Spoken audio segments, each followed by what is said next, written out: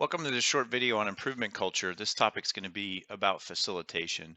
And this video is made really for everyone. So whether you're a facilitator and you just want to try and learn a little bit to sharpen your skills, or you're thinking about becoming a facilitator, somebody that's out there helping groups improve, or you're just somebody who's attending events that are being facilitated, there's going to be some good information in here that you can use to make the team experience a lot more effective.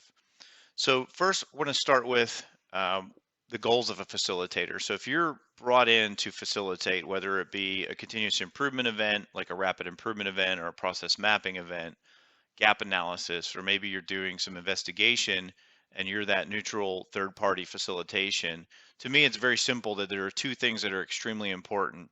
You are there to help drive the engagement. Engagement is very critical. So in my experience here, what I've noticed is that the teams that are fully engaged have sustainable results. You can come back in a year and everything's still cruising.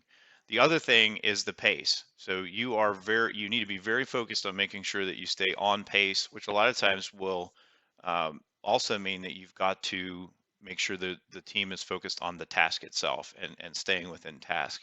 You can use tools like a parking lot to take things that are off topic and not shut down the engagement of the room, but stay on task. You can also use a clear agenda and clear goals before the meeting to help you keep the team on task. So another thing you got to think about if you're out there facilitating is that it is not your job to be in there giving them answers to their issues or problems. You should not be giving those solutions. You should be inspiring the team to collaboratively come up with those types of solutions.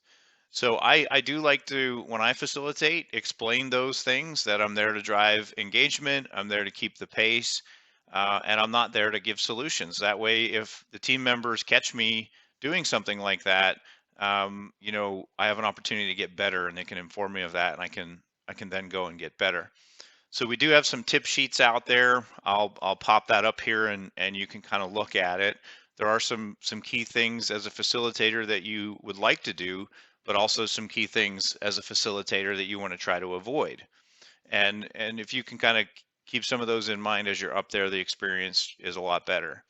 The other thing I would like to remind somebody, whether you're an audience member watching the facilitation or you're the actual person facilitating, is that this is a skill that's constantly refining. So every team you work with is going to be a new dynamic. There's going to be new personalities in there.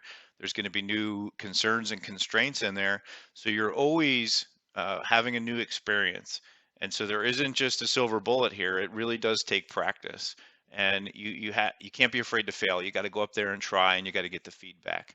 I will tell you on that front, if you are getting that feedback, do something with it. So really let people know you care.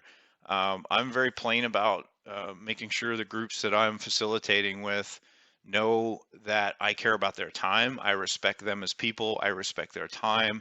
And I'm going to be very focused on making sure I try and achieve that with the team. So if you're out there and you've got some problems or some opportunities, I prefer to say, that require some team collaboration, and you're concerned about everybody being engaged and everybody staying on task and things like that, think about bringing in somebody to facilitate, somebody that doesn't necessarily have some skin in the game, and they can get up front and really drive that engagement and that pace and get that team to a position where they can collaboratively come up with some amazing results.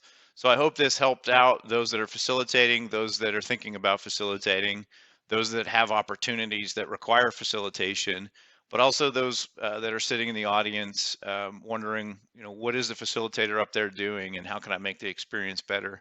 So if everybody's clear on the roles, and this one was specific to facilitation roles, these team experiences can be a lot better and a lot more productive.